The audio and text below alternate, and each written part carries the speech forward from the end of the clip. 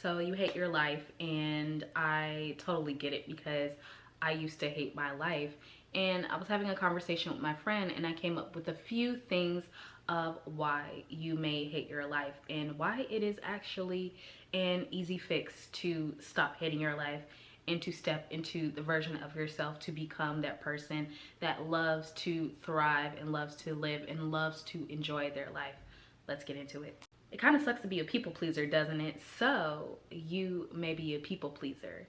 And when you are a people pleaser, you tend to self-sabotage. You tend to go back into a box that others tried to put you in or have you in, or you always go back to that feeling state, that comfortable feeling state of the person that you were when you experienced that most traumatic thing in your life. And that causes you to self-sabotage.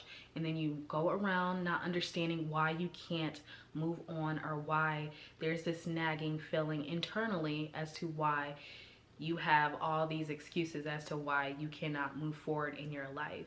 And you being a people pleaser is one of the ways that you are definitely going to hate your life if you are a people pleaser.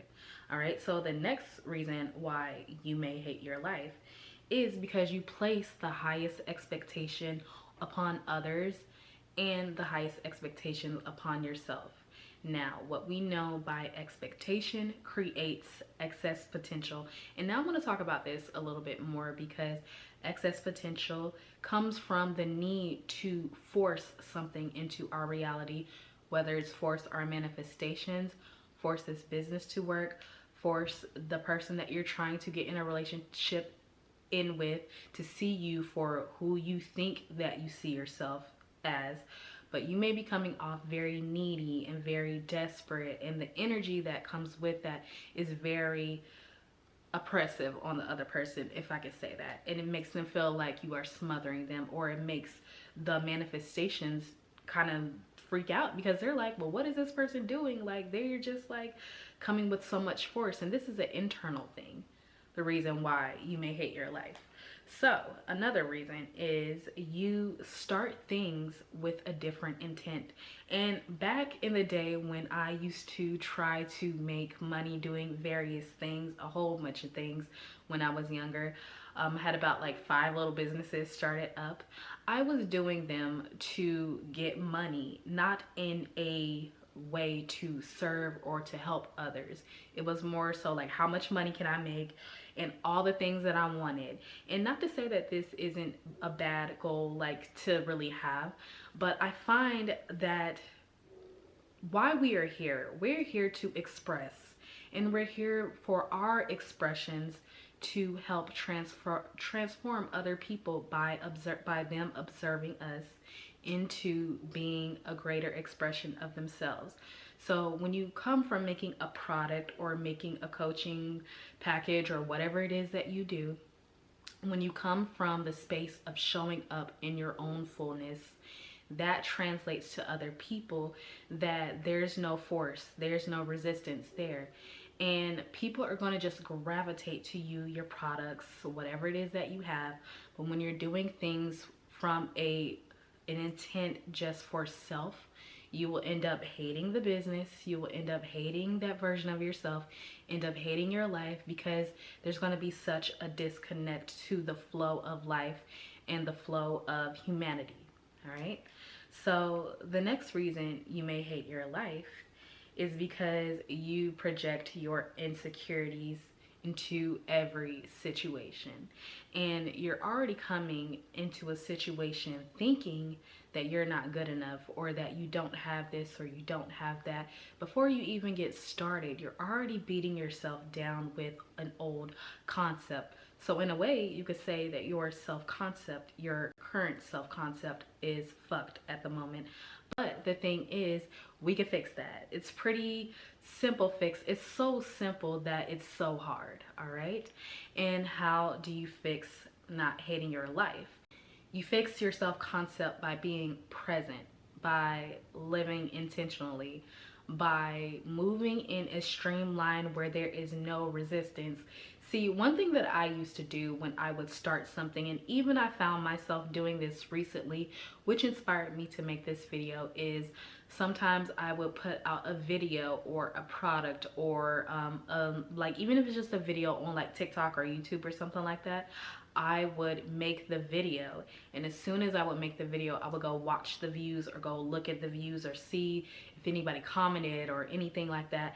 And what that does is it creates the excess potential, and so it makes it seem like I'm doing this in order just to get, or just to look, or my views or whatever is signaling that my views are more important than the message that I'm trying to convey, or that's at least the energy that I'm putting out into the universe. But that is not at all the case.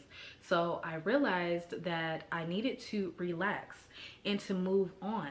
See, the thing about it is, when you are in a place of being happy, being free, without any of the resistance, you are moving into that being, and that being, and having your being, and embodying who it is that you want. You're moving through life kind of like, okay, I'm gonna do this, and then I'm like, it's cool, and then you're gonna move on. So I'll drop this video, and I don't have to necessarily go check it all the time to see how many subscribers I have. I know how many subscribers I want in my head, but I don't need to check every single video to see how many subscribers I got off of that video, because that creates the importance that the subscriber count is more important than my purpose in helping others. So I realized that, and then I started living more intentionally, and I started living more mindfully, and I started putting out content that I love, not just on my YouTube channels, but across everywhere. I started maneuvering, and I stopped overthinking, and I stopped overanalyzing everything. And if I'm just who I say I am, I would make the video and I would move on, because I'm confident in the message that I'm sharing, and who's going to get it is going to get it, and whoever is going to subscribe is going to subscribe. That does not take away from me being who I am. Does that make sense? So I want to leave you guys with this. When you are finding yourself hating your life a little bit from being a people pleaser, from having expectations on others, having over expectations of yourself, when you are in the process of changing, you need to drop into your body. You need to remind yourself that this is a phase, and let this phase pass. Like, let the feeling pass, because your anxiety is lying to you, you guys. If you could get past the feeling and just be and do the things that make you feel good, and move on from them without looking back. See, it's the looking back as you are moving that keeps you stuck and keeps you stagnant and keeps you hating everything that's happening in your life. The only reason why your past is still in your present is because you think of it. It's not happening, like physically happening, but it's happening in here, which we know our imagination is the reason why anything is what it is in our reality. So if you can do the things that make you happy, or you're doing the business, growing the business, and making more money, you'll find that you'll make more money by doing nothing but by being, you guys. So that's just a little video I wanted to make for you guys today. I love you guys. If you like this video, subscribe. If you want me to talk about anything else, get down in the comments to let me know below, and I will see you guys in my next video. Bye.